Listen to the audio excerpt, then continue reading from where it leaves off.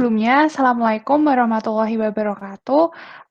Di sini kami dari kelompok 3 dengan anggota yang pertama ada Nirmala Trihervianti dengan NIM 43014110043. Yang kedua ada Intan Febriani dengan NIM 43014110042. Yang ketiga ada Muninggar Nugraheni dengan NIM 43014110045. Dan yang terakhir ada saya Intan Anggraini dengan NIM 43014118047. Nah, pada kesempatan kali ini kelompok 3 akan membahas mengenai mineral. Untuk pengertian dari mineral akan disampaikan oleh Saudara Nirmala. Dipersilakan. Oke, kita memasuki yang pertama itu ya. Yang pertama mineral. Apa sih itu mineral? Oke, jadi mineral itu merupakan komponen anorganik yang terdapat dalam tabel periodik unsur, di mana mineral itu ada yang namanya mineral utama yang terdiri dari kalsium, fosfor, magnesium, natrium, kalium, dan klorida.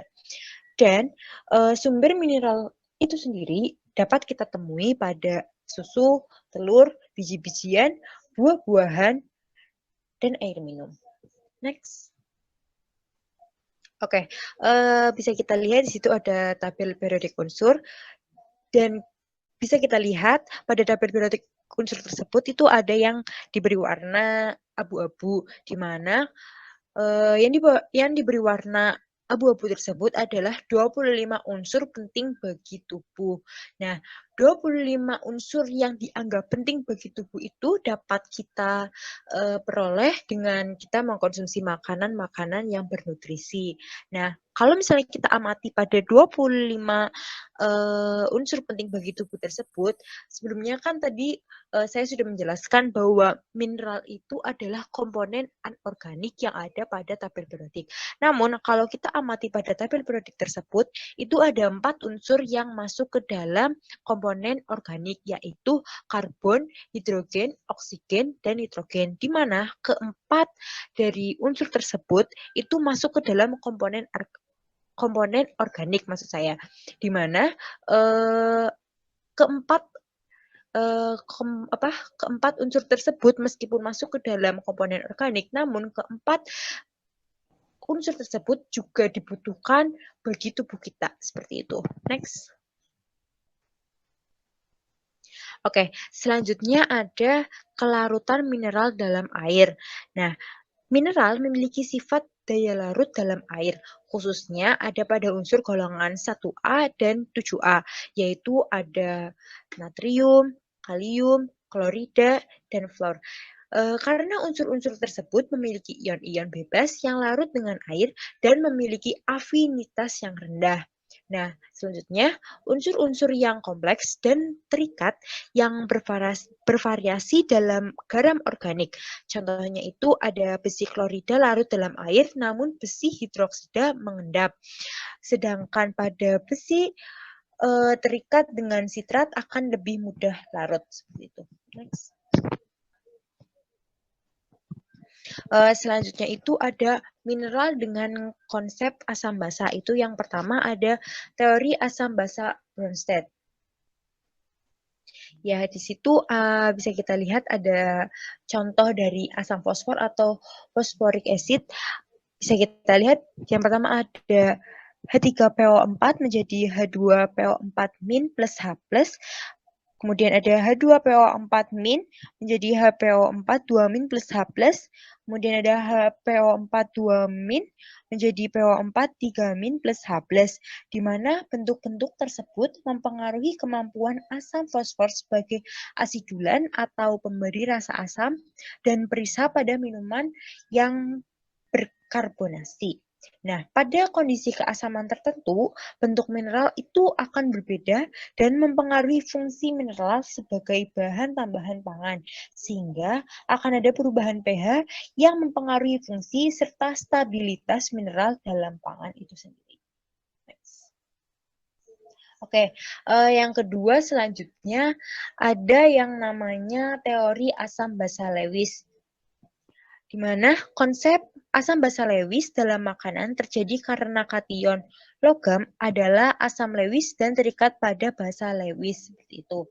Nah, di situ disajikan gambar ya, ada ligan monodentat dan bidentat. Contohnya itu ada pada water, oxalate, sama glisin. Nah, contoh ligan yang disajikan itu adalah ligan yang dikoordinasikan dengan ion logam M12. Nah, bisa kita lihat bahwa ligan dapat diklasifikasikan menurut jumlah ikatan yang dapat dibentuk dengan ion logam. Yang membentuk satu ikatan adalah namanya ikatan monodentat, yang membentuk dua ikatan adalah bidentat, ligan yang membentuk dua atau lebih ikatan disebut multidentat. Nah, sedangkan pada gambar itu bisa kita lihat bahwa ada monodentat yaitu water, dan bidentat itu pada oksalat sama glisin seperti itu. Dan pada asam basa Lewis yang berperan sebagai atom penyumbang itu elektronnya dalam ligan adalah bisa berupa oksigen, nitrogen, dan belerang. Jadi banyak makanan molekul termasuk protein, karbohidrat, fosfolipid, dan asam organik adalah ligan untuk ion mineral seperti itu. Next. Oke, yang ketiga, kalau tadi ada teori asam basa Bronsted dan teori asam basa Lewis, selanjutnya yang ketiga itu ada efek kelat atau kelat ya. Itu merupakan kompleks yang dihasilkan dari kombinasi ion logam dan ligan multidentat sedemikian rupa sehingga membentuk dua atau lebih sehingga menghasilkan struktur cincin ion logam. Ligan pengkelat harus mengandung setidaknya dua gugus fungsi yang mampu mendonasikan elektron. Kelat memiliki stabilitas termodinamika yang lebih baik dibandingkan kompleks serupa yang bukan kelat seperti itu. Nah, berikut ini ada yang mempengaruhi stabilitas dari kelat. Nah, yang pertama itu ada ukuran cincin. Nah, cincin tak jenuh beranggota 5 dan cincin jenuh beranggota 6 cenderung menjadi lebih stabil daripada cincin yang lebih besar atau lebih kecil.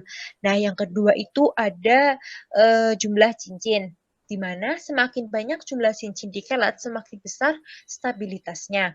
Nah, yang ketiga itu ada kekuatan dasar Lewis, di mana dasar Lewis yang lebih kuat cenderung membentuk kelat yang lebih kuat. Nah, yang keempat itu ada muatan ligan, di mana ligan bermuatan membentuk kelat yang lebih stabil daripada ligan yang tidak bermuatan. Nah, misalnya itu ada sitrat membentuk kelat yang lebih stabil daripada asam sitrat. Selanjutnya yang kelima itu adalah lingkungan kimiawi dari atom donor. Dan yang keenam itu ada resonansi dalam cincin kelat, yaitu resonansi yang ditingkatkan cenderung meningkatkan stabilitas.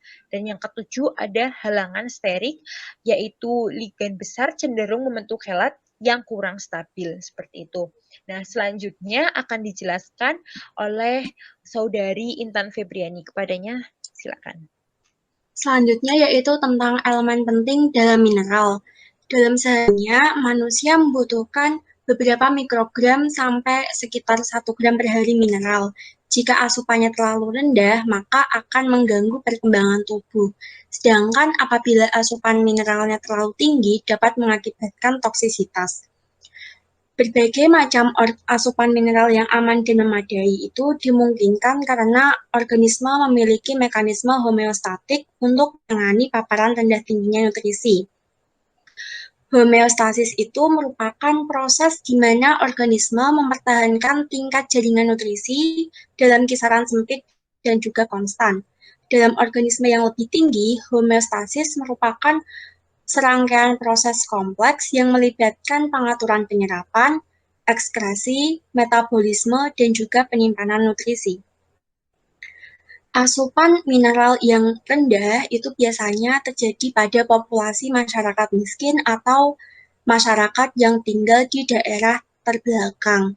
Hal ini karena terbatasnya akses makanan ke mereka. Sedangkan untuk toksisitasnya yang disebabkan oleh asupan makanan yang terlalu mengandung mineral yang tinggi, itu biasanya menjadi faktor utama munculnya hipertensi. Mineral merupakan pemain kunci dalam pengaturan metabolisme, memperkuat tulang dan gigi, memfasilitasi pengangkutan oksigen dan karbon dioksida dalam darah, dan untuk perekat sel dan juga pembagian sel. Dalam grafik ini, garis putus-putus menggambarkan tentang tanpa adanya homeostasis, di mana kisaran asupan nutrisi yang aman dan memadai akan sangat sempit. Sedangkan garis padatnya menggambarkan adanya homeostasis. Mekanisme homeostatik itu akan gagal ketika asupannya sangat rendah atau menghasilkan kekurangan atau toksisitas.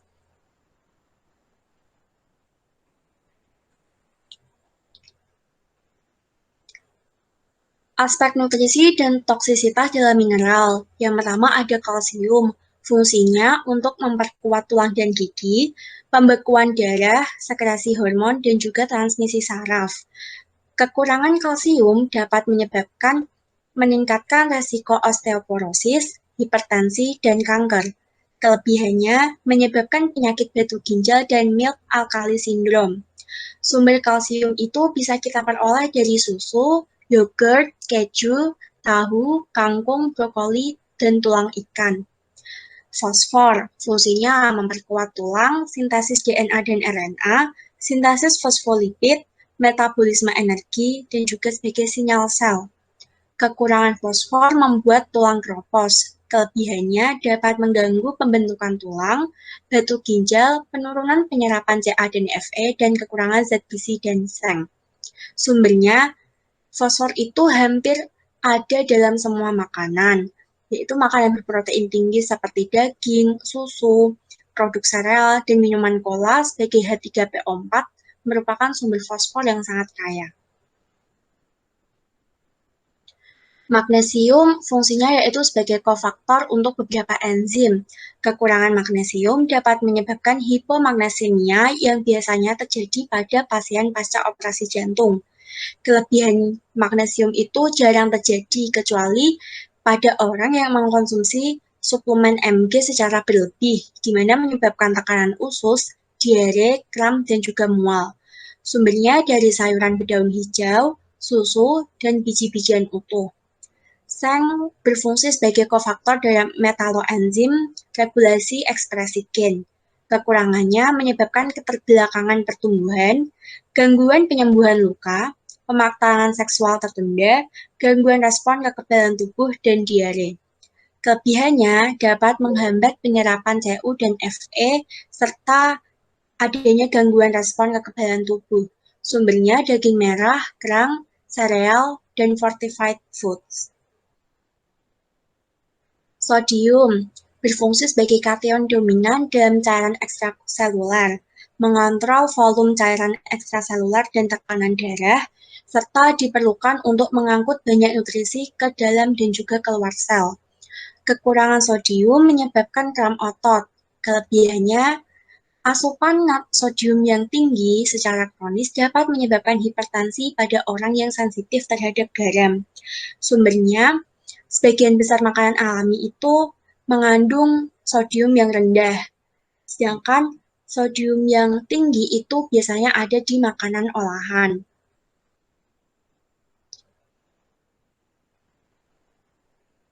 Besi fungsinya sebagai transportasi oksigen yaitu hemoglobin dan mioglobin, respirasi dan metabolisme energi yaitu sitokrom dan protein besi belerang, penghancuran hidrogen peroksida yaitu hidrogen peroksida dan katalase, dan sintesis DNA yaitu ribonukleotida reduktase. Kekurangannya menyebabkan kelelahan, anemia, gangguan kapasitas kerja, gangguan fungsi kognitif, gangguan respon kekebalan tubuh, dan gangguan pada janin. Kelebihan dapat menyebabkan kanker dan penyakit hati. Sumbernya dari daging merah, sereal, buncis, fortified foods, dan sayuran hijau. Iodin fungsinya sebagai sintesis dalam hormon tiroid. Kekurangannya dapat menyebabkan gondok, keterbelakangan mental, penurunan kesuburan, keguguran, kretinisme, dan hipotiroidisme. Kelebihannya yaitu dapat menyebabkan hipertiroidisme. Sumbernya yaitu dari garam iodium, rumput laut, makanan laut, dan beberapa produk susu yang ditambah dengan yodium. Selenium berfungsi sebagai antioksidan. Kekurangan selenium dapat menyebabkan miokarditis, osteoartritis, dan peningkatan resiko untuk beberapa kanker. Kelebihannya dapat menyebabkan rambut dan kuku rontok, skin lesion, mual, dan peningkatan resiko beberapa kanker. Sumbernya dari sereal dan juga daging hewan. Merkuri bukan merupakan nutrisi yang penting. Kelebihannya dapat menyebabkan mati rasa, gangguan penglihatan dan pendengaran, dan juga kerusakan ginjal. Sumber merkuri biasanya ada pada ikan, terutama ikan karnivora yang berumur panjang. Kadmium, kekurangan kadmium dapat menyebabkan kekecilan, sedangkan kelebihannya dapat menyebabkan kerusakan ginjal, kerusakan tulang, dan juga kanker. Sumbernya dari biji-bijian dan sayur yang ditanam di tanah yang terkontaminasi kadmium.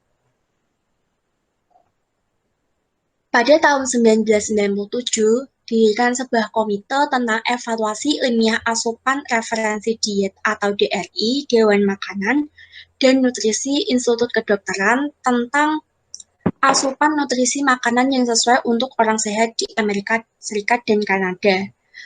Rekomendasi ini disebut dengan intake referensi diet, di mana ada 4 kelas. Yang pertama, estimasi persyaratan rata-rata atau EAR.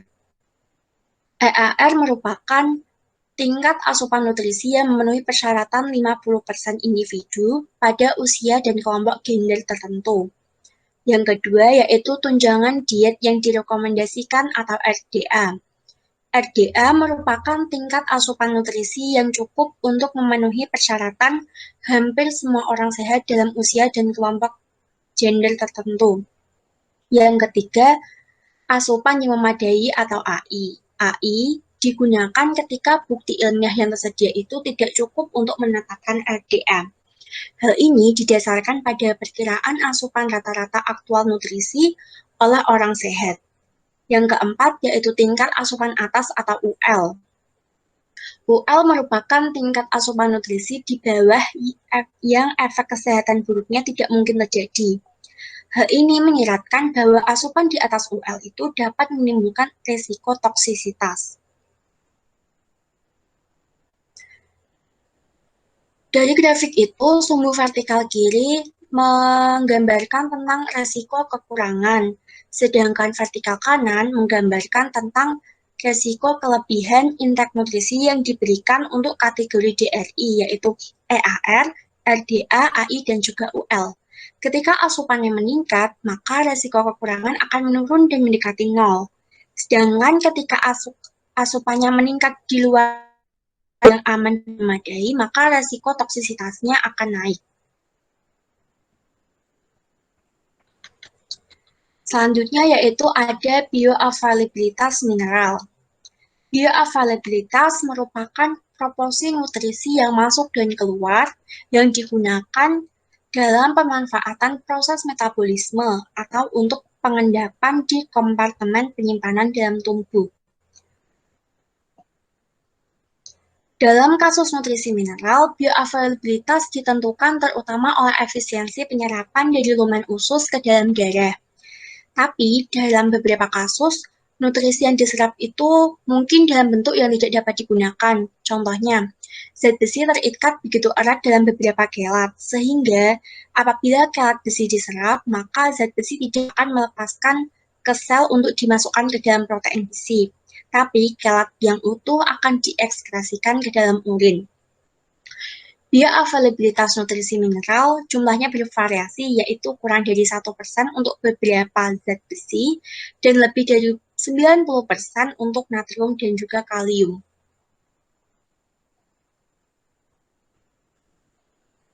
Selanjutnya yaitu penambahan bioavailabilitas asam organik. Beberapa asam organik dapat meningkatkan bioavailabilitas mineral. Asam organik yang paling mendapat perhatian adalah asam ascorbat, sitrat, dan juga laktat. Hal ini karena asam organik ini dapat meningkatkan ketersediaan hayati dengan membentuk kelat yang larut dengan mineral. Kelat ini dapat melindungi mineral dari curah hujan dan juga mengikat ligan lain yang dapat menghambat penyerapan. Asam askorbat merupakan penambah penyerapan zat besi yang sangat ampuh, karena selain kemampuannya yang chelating, asam askorbat merupakan agen pengurang yang kuat di mana dapat mengurangi Fe3+ menjadi Fe2+, di mana Fe2+ ini lebih larut dan lebih bioavailable. Reaksi ini menunjukkan tentang bagaimana asam askorbat dapat mengurangi zat besi. Selanjutnya yaitu ada antagonis bioavailabilitas. Asam vitat dan berbagai vitat merupakan salah satu faktor diet yang paling penting untuk membatasi bioavailabilitas mineral. Asam vitat dan kompleks mineralnya merupakan penyimpanan utama dalam bentuk fosfor dalam biji tanaman. Asam vitat mioinositol 1, 2, 3, 4, 5, 6 heksakisfosfat mengandung 6 kelompok fosfat yang disteriskan ke inositol. Kelompok fosfat ini mudah diionisasi pada pH fisiologis. Dengan demikian, asam vitat merupakan kelator yang ampuh, terutama mineral dan trivalen seperti Ca+2, Fe+2, Fe+3, Zn+2, dan Mg+2. Mineral yang terikat dalam kelat mungkin memiliki bioavailabilitas rendah. Oleh karena itu, vitat secara luas dianggap sebagai anti-nutrien. Gambar ini menunjukkan proyeksi Howard yang memungkinkan struktur vitat mengandung kelat magnesium, seng, kalsium, dan zat besi.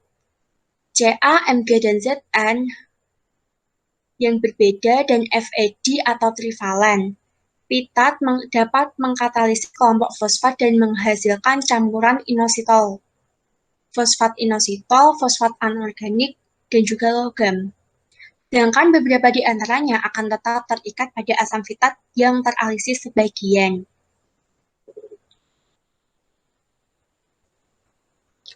Selanjutnya yaitu masih tentang antagonis. Asam vitat dan turunannya dapat melayani berbagai peran dalam metabolisme, termasuk untuk transduksi sinyal, yaitu mungkin pada ATP, ekspor RNA, perbaikan DNA, dan juga rekombinasi DNA. Konsentrasi vitat dalam makanan itu bervariasi dari 1% hingga 3% dalam sereal dan kacang-kacangan, sedangkan sebagian kecil dari 1% pada akar, umbi, dan juga sayuran. Asam vitat dapat mengurangi bioavailabilitas beberapa mineral esensial, di mana hal ini dapat disimpulkan bahwa mengurangi konsentrasi vitat dalam makanan dapat meningkatkan bioavailabilitas mineral. Mengurangi asam vitat dapat menguntungkan status nutrisi mineral pada beberapa polusi. Dengan melakukannya, terbukti tidak bijaksana karena ada bukti yang kuat dari studi bahwa asam vitat protektif terhadap beberapa bentuk kanker. Senyawa polifenol secara konsisten dapat mengurangi bioavailabilitas besi dari makanan. Selanjutnya, aspek gizi mineral esensial. Proses penyerapan mineral dan faktor-faktor yang mempengaruhinya sangatlah kompleks. Contohnya saja pada proses pencernaan dan penyerapan nutrisi mineral dalam tubuh. Jadi, pertama makanan dikunyah di mulut dan dibantu oleh enzim amilase. Di sini terjadi proses pencernaan pati. Dan di sini terjadi perubahan terbatas pada spesies mineral.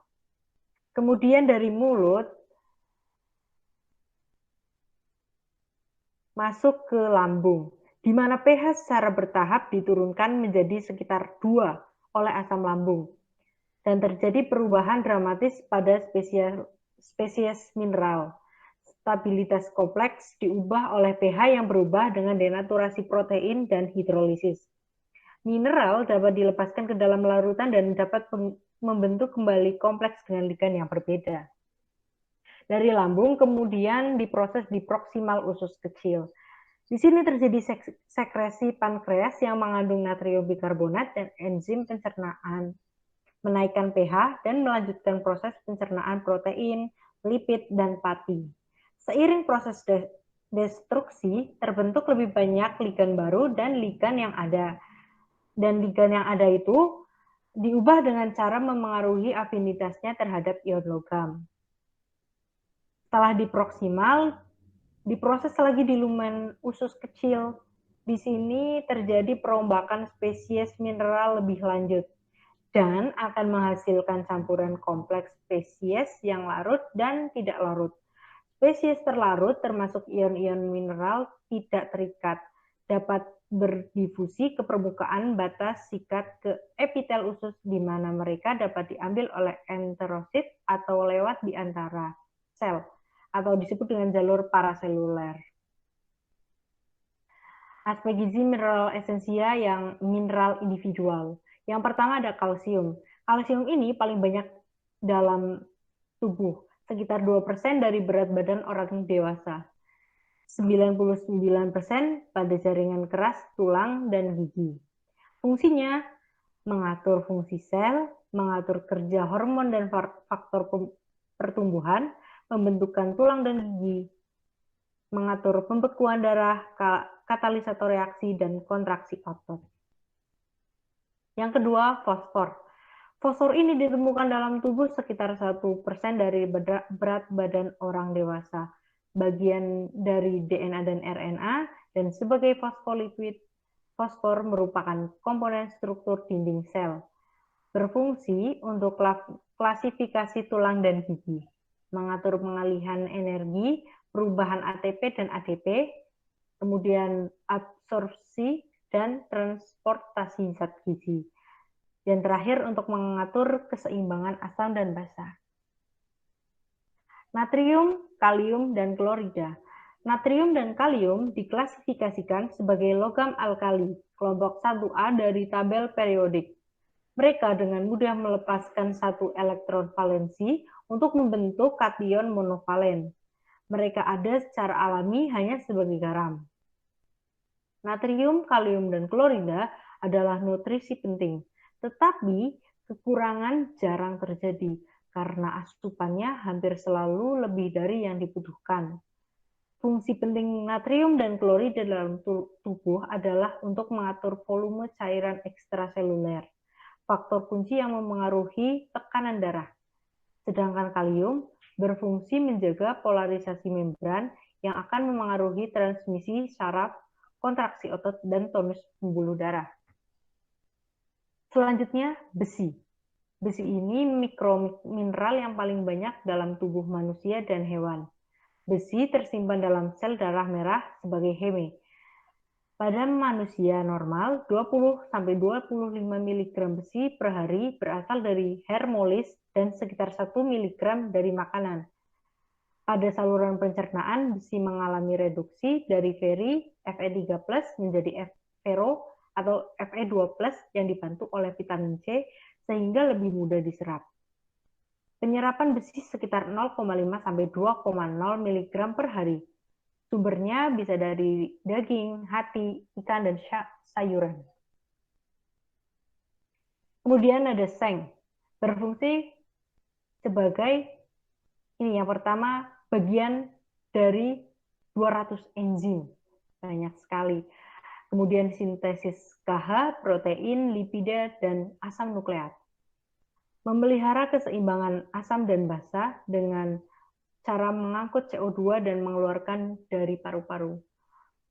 Seng ini bagian dari enzim DNA dan RNA polimerase untuk sintesis DNA dan RNA. Pengembangan fungsi reproduksi laki-laki dan pembentukan sperma. Metabolisme tulang, transport O2, dan pemusnahan radikal bebas, serta penggumpalan. Selanjutnya, fungsinya untuk sintesis retinol binding protein atau RBP sebagai alat angkut vitamin A. Iodin berfungsi untuk mengatur pertumbuhan dan perkembangan, mengontrol kecepatan tiap sel penggunaan O2, mengontrol kecepatan pelepasan energi dari zat gizi sumber energi. Kemudian untuk mengatur suhu tubuh, reproduksi, pembentukan sel darah merah, fungsi otot, dan syaraf. Mengubah karoten menjadi vitamin A. sintesis protein dan absorbensi KH dalam saluran cerna, dan sintesis kolesterol darah. Selenium berfungsi untuk memecah peroksida menjadi tidak toksik. Peroksida menjadi radikal bebas. Yang kedua, bekerja dengan vitamin E sebagai antioksidan, Se untuk mencegah terbentuknya peroksida, sedangkan vitamin E menghalangi bekerjanya radikal bebas. Kemudian potensi mencegah penyakit kanker dan penyakit degeneratif karena mencegah pembentukan peroksida. Dan yang terakhir, selenium sebagai bagian kompleks asam amino RNA. Nah, di bawah ini ada toksikologi logam berat yang dibawa makanan, yakni ada timbal, merkuri, dan kadmium. Mari kita cari tahu lebih dalamnya.